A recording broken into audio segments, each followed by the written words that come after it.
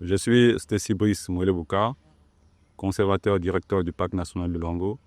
Je suis en charge de la gestion du Parc national de Luango qui compte environ 44 agents et je suis donc chargé de la mise en œuvre des activités de ce parc national, y compris les aires protégées aquatiques associées.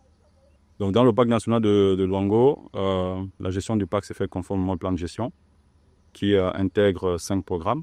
On a le programme conservation recherche, le programme développement touristique, le programme surveillance et lutte anti-braconnage.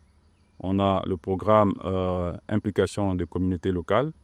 Donc, les activités principales du parc national de Luango et bien sûr, principalement la protection pour pouvoir garder maintenir l'intégrité écologique de l'ensemble des écosystèmes. Le parc national de Luango comporte une faune assez riche. Donc, nous avons par le système lagunaire et marin un ensemble des espèces marins, notamment les baleines, les dauphins à bosse. Nous avons également aussi les tortues luttes que nous pouvons retrouver au niveau des plages. Mais les espèces emblématiques du parc national de Luango restent, on va dire, les grands singes, notamment les gorilles, les chimpanzés. Mais nous avons également aussi l'espèce emblématique telle que l'éléphant, que nous rencontrons ici facilement, et une population assez importante. Donc, c'est ce qui constitue les espèces emblématiques du parc national de Luango. En ce qui concerne les actions de conservation, nous avons les aspects de protection, de surveillance du parc national de Luango avec tous les programmes que ça incombe, notamment la lutte anti-braconnage. Mais nous avons également sur le plan de la recherche scientifique et du développement touristique, nous avons l'habituation des gorilles et des chimpanzés. Voilà, ce qui est aujourd'hui une réussite dans le cadre du parc national de Luango parce que nous arrivons à faire rentrer ici, avoir un visiteur assez important. Le parc compte des milliers de visiteurs pratiquement chaque année. Bon, les plus grandes réussites du parc depuis sa création, principalement, ça a été de maintenir au mieux le milieu dans son intégrité écologique. Parce que nous savons que le parc national de Luango se retrouve à la limite des concessions forestières et pétrolières, ce qui consiste une pression assez importante en termes de pollution, en termes de gestion du braconnage. Et donc, nous sommes arrivés au fil des années à maintenir au mieux, à sauvegarder la biodiversité de cet environnement, de cet écosystème, ce qui consiste déjà à une grande réussite. Ensuite, nous avons sur le plan de développement touristique et la recherche, nous avons le programme évoqué ici, le programme des chimpanzés, d'habituation des chimpanzés et des gorilles.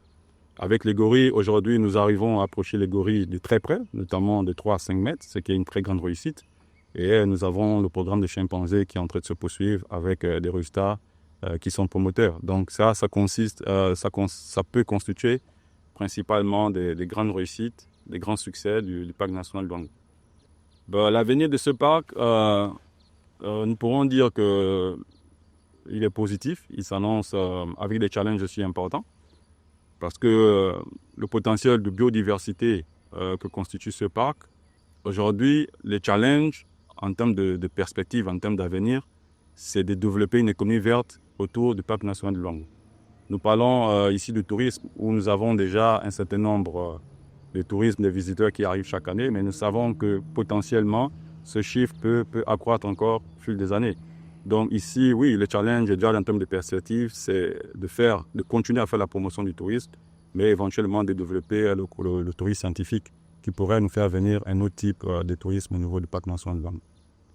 Ensuite, nous avons aussi le volet recherche qui est très très important parce que le parc national de Luango, je l'ai dit au tout début, ce n'est pas seulement la partie des parcs terrestres, mais nous avons aussi la façade maritime avec 2 parcs marins et 2 réserves aquatiques parce qu'aujourd'hui, il y a une pêche assez intensive.